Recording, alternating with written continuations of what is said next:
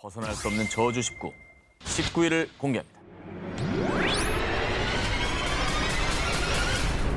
이번 특종은 사연으로 소개해드리겠습니다. 남편이 회사 직원이랑 바람났어요. 서로 피 흘릴 정도로 싸워서 헤어지게 해주세요. 학생 때 절 왕따 시켰던 친구한테 복수를 하고 싶어요. 걔가 하는 일마다 다 망하게 해주세요. 저주하네. 일본이 저런 게 좀 있잖아요. 막 저주하고 그러는 거. 아 근데 좀 다 섬뜩하네요. 내용도 강하고. 네. 네. 죽이고 싶을 만큼 증오하는 사람이 있습니까? 걔들 다 죽여버릴 거야. 대신 저주해드립니다.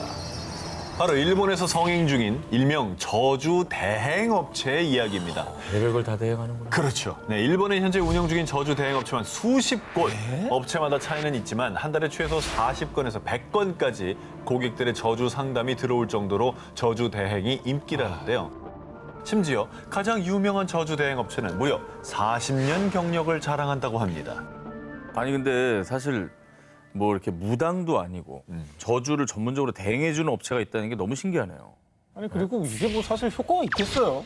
뭐 돈을 받고 있으니까 저렇게 하겠지. 효과가 없다고 생각하시나 보죠? 효과 있을 것 같아.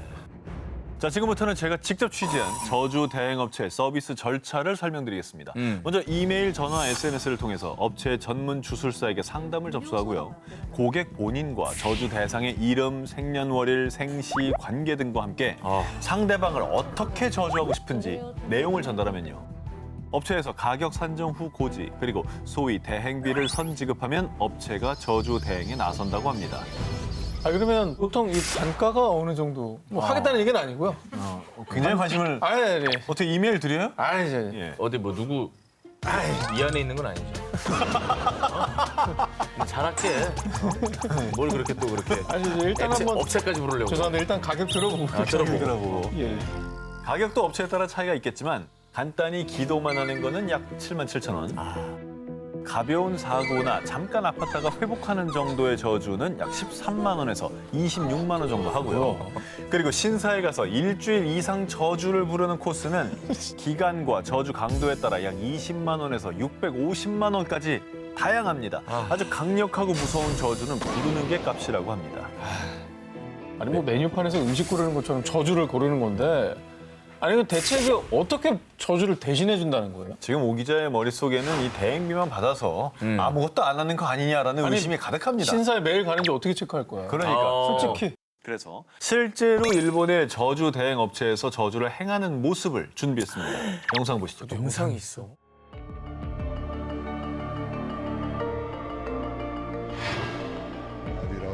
못을 먹어? 아 기분 나빠. 저건 진짜 당하는 입장이 짜증난다. 보셨죠?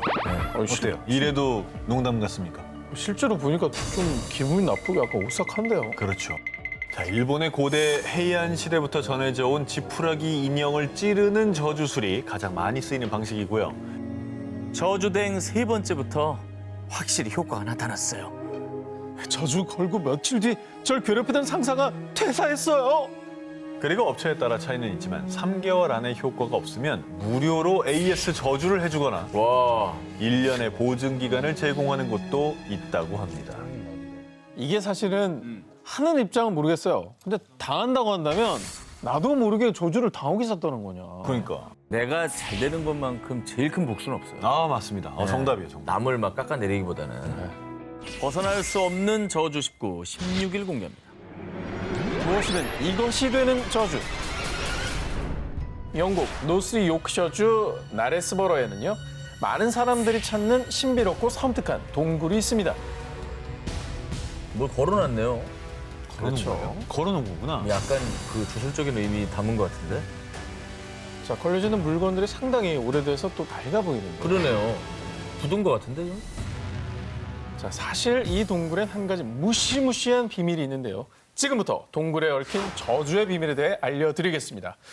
1538년 영국의 고고학자에 따르면 아주 먼 옛날 원래 이 동굴의 물은 치유의 힘이 있는 영험한 곳으로 알려졌습니다. 그리고 전설에 따르면 이 동굴은 예언가이자 마녀로도 알려진 마더 쉬프튼의 동굴로 전해져 오는데요. 이 마더 쉬프튼은 1488년 영국 나레스버러에서 소녀와 악마 사이에서 태어난 우르슬라란 여성으로요. 그녀의 생김새는 마치 흔히 우리가 생각하는 그 마녀의 모습처럼 큰 매부리 코와 굽은 등을 가졌고요. 뿐만 아니라 우르슬라의 예언 능력 때문에 이 기분 나쁜 마녀 썩 꺼져버려. 때문에 마녀 취급을 받던 우르슬라는요. 동굴에서 홀로 외롭게 약초를 다루며 약을 제조해야 하는데요. 그런데 평생을 사람들을 피해 쓸쓸하게 동굴에 지내던 마도 쉬프트는 갑자기 자신의 처지에 분노를 느낀 나머지 내가 너희들을 저주한다. 이 동굴에 흐르는 물에 닿으면 모두 돌로 변하게 될 것이다. 돌로 변한. 무서운 얘기다. 그 동굴 앞에 걸어놓은 물건들이 혹시 돌로 굳어버린 건가요? 싼 거였는데? 그렇습니다.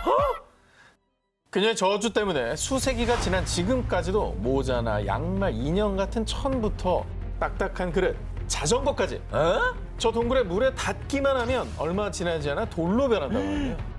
저게 다 돌로 변한 것들이라고? 이른바 이제 석화라는 과정을 거치게 되는 거죠. 야, 어떻게 저럴 수가 있지? 진짜 돌이 됐다고 저게? 그렇습니다.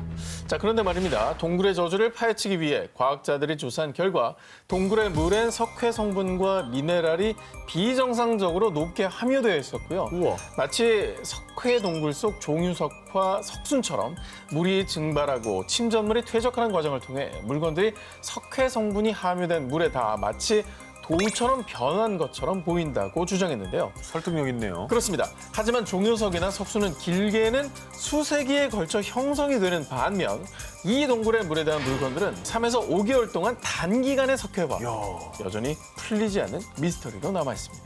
저 설명 못해요.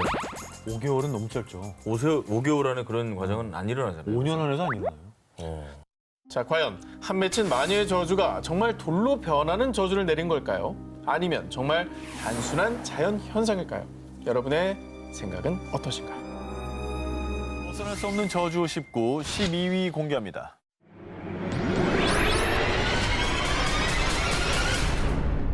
(600년) 가까운 역사를 자랑하는 조선 왕조. 그런데 말입니다. 우리 조선 왕조에 대대로 내려오는 저주가 있었다는 사실 알고 계셨나요? 장자의 저주였나? 그런 게 있었던 것 같기도 하고. 뭐요? 장자의 저주. 장자의 저주? 적장자가 이렇게 요전하는 경우가 많았어요. 적장자가? 네, 그런 경우가 많았어요. 조선 왕실에도 제대로 왕위를 계승을 못했지. 그러니까 차남이나 그 삼남이나 그게 오히려 괜히 물어봤다 싶지. 제일 많이 했던 6.25 국가인 조선에서 왕위 계승은 왕의 정비에 맞아들 적장자 세습이 기본 원칙이죠. 그런데 말입니다. 실제로 조선의 역대 27명의 왕 가운데 왕위를 계승한 적장자는 단 7명뿐입니다. 자, 조선은 처음부터 적장자 승계의 전통이 꼬여버렸습니다.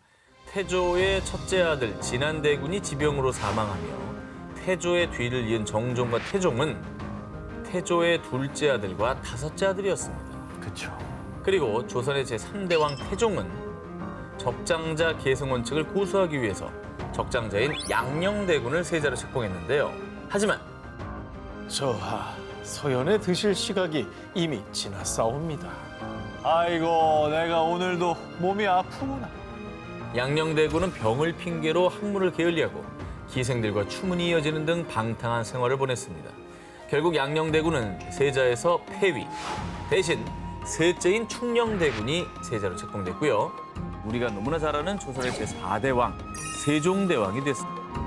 자, 그런데 말입니다. 왕위를 물려받은 적장자들도 이 적장자의 저주를 피하진 못했는데요. 세종의 적장자인 제5대 왕 문종은 무려 약 30년간 세자 교육을 받고 조선 최초의 적장자 출신 왕이 됐지만요. 병환으로 즉위 2년 만에 승하. 그리고 문종의 적장자인 단종은 12살에 조선 제6대 왕에 즉위했지만요. 모두가 아시다시피 즉위 3년 만에 숙부인 수양대군 세조의 강압에 의해 양위. 이후에 결국 폐위된 단종은 불과 17살의 어린 나이에 의문의 죽음을 맞이하고 맙니다. 적장자의 저주한 말이 괜히 나온 건 아닌 것 같습니다. 숫자로 증명이 되는 것 같아요. 그렇습니다. 자, 그런데 조선 왕조 적장자의 저주는 여기서 끝이 아니었습니다. 전해지는 얘기에 따르면 성종의 적장자인 연산군은 중종 반정으로 폐위. 중종의 적장자 인종은 세자 생활 25년 만에 즉위했지만 8개월 만에 승하. 이처럼 조선 왕조 역사상 적장자로서 왕위를 계승한 7명 중 제19대 왕인 숙종을 제외하고는 대부분 적장자의 저주를 피하지 못했습니다. 그러니까 사실 왕조라는 게 노리는 사람이 얼마나 많아요. 또 스트레스도 있고 실제로 세자 생활 오래 하신 분들도 많으니까 그동안 좀 건강에 안 좋은 경우도 꽤 있을 것 같고. 그렇습니다. 조선 왕실 역사는 왕자를 차지하기 위한 암투의 역사로요. 특히 원비가 아닌 후궁의 아들이 왕위에 오를 때 더욱 격렬한 궁중 암투가 벌어졌습니다. 조선 제21대 왕인 영조는 원비 정성왕과 원자를 낳지 못했고 후궁 정빈 이씨와의 사이에서 어렵게 첫째 아들인 효장세자를 얻었는데요. 그런데 효장세자는 1728년 세자 책봉 3년 만인 10살 때 원인을 알 수 없는 병으로 갑자기 요절하고 말았습니다. 아, 참. 이거 왕 뭐 이런 거 떠나서 아버지로서 얼마나 비통할까. 그렇죠. 영조는 참 자식 때문에 마음고생을 많이 하신 그런 아이시죠. 7년 만에 또 후궁과 난 아들이 또 비운의 사도세자 아니겠습니까? 사실 뭐 사도세자의 운명 우리가 다 알고 있는 것처럼 굉장히 비극이었잖아요. 그런데 말입니다. 효장세자가 세상을 떠나고 2년이 지난 1730년 3월 벌레를 산책하던 영조의 눈에 띈 무언가. 아니, 대체 이건 무엇이란 말이냐? 지금 당장 조사하라! 그것은 바로 왕족들이 죽길 바라며 흉한 물건을 묻어 저주하는 매흉의 흔적이었던 겁니다. 오, 그러면 궁궐 내에 누군가 저주를 해가지고 네, 이 세자가 죽었다는 얘기예요? 그럴 수 있죠. 야, 이건 굉장히 큰 사건이었겠네요. 자, 영조가 얼마나 화가 났겠습니까? 영조는 바로 의금부에 조사를 명했고요. 그 결과 정말 충격적인 사실이 밝혀졌습니다. 2년 전 소론과 일부 남인은 영조가 선왕인 경종을 독살했다고 의심.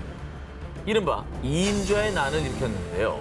그런데 반란을 일으킨 이들은 왕실을 저주하기 위해서 궁녀들을 사주해 벌레 곳곳에 사람의 뼈, 인고를 묻어놓은 겁니다. 자, 그런데 말입니다.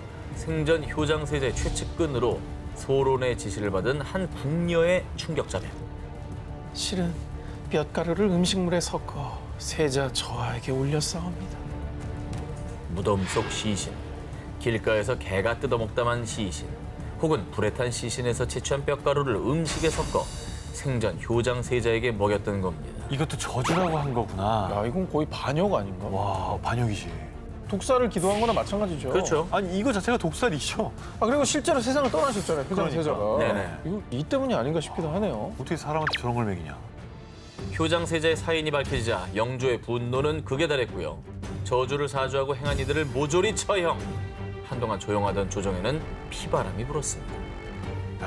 실제로 조선왕실에서 이렇게 저주가 행해졌고 그로 인해서 사람이 죽었는데 그게 다름 아니라 세자야. 그렇지. 이게 너무 충격적이네. 야, 궁중 암투가 이게 정말 진짜로 무시무시했네요. 벗어날 수 없는 저주 19, 10위를 공개합니다. 1447년 안평대군의 무릉도원 꿈 이야기를 듣고 화가 안견이 단 사흘 만에 그려낸 조선 최고의 걸작 몽유도원도. 두 기자는 알고 계셨습니까?